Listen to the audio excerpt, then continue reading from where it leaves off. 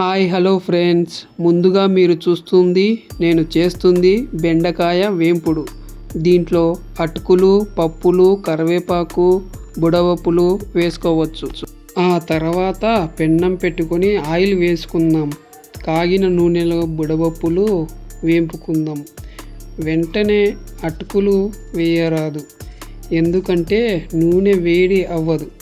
ఇప్పుడే కదా బుడవప్పులు తీసినది. 2 నిమిషాలు ఉన్న తర్వాత వేసుకోవాలి. చక్కగా అటుకులు వేగుతాయి. మళ్ళా వెంటనే పప్పులు కూడా వేసేసుకుందాం. వెంటనే కరివేపాకు కూడా వేసుకోవాలి. ఆయిల్ మీడియంలో ఉండేలా చూసుకోవాలి, లేదంటే మీ కరివేపాకు మాడిపోతుంది.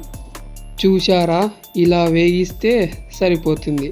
అలాగే ఇప్పుడు మనం కట్ చేసుకున్న బెండకాయ ఆయిల్ ఫ్రై చేసుకుందాం.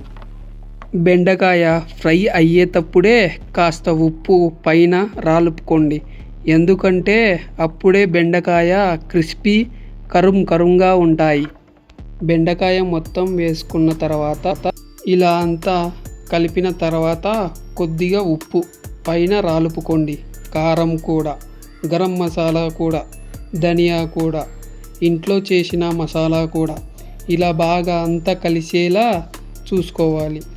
అంతే, గుమగుమలాడే బెండకాయ వేంపుడు రెడీ అవుతుంది. అబ్బా గురుగారు, భలే చేశారండి. లాస్ట్కు నాకు కూడా కొంచెం పెట్టండి గురుగారు. ఏం లేదు, పక్కకి పో, నేను తినాలి. గురుగారు అలా అనకండి.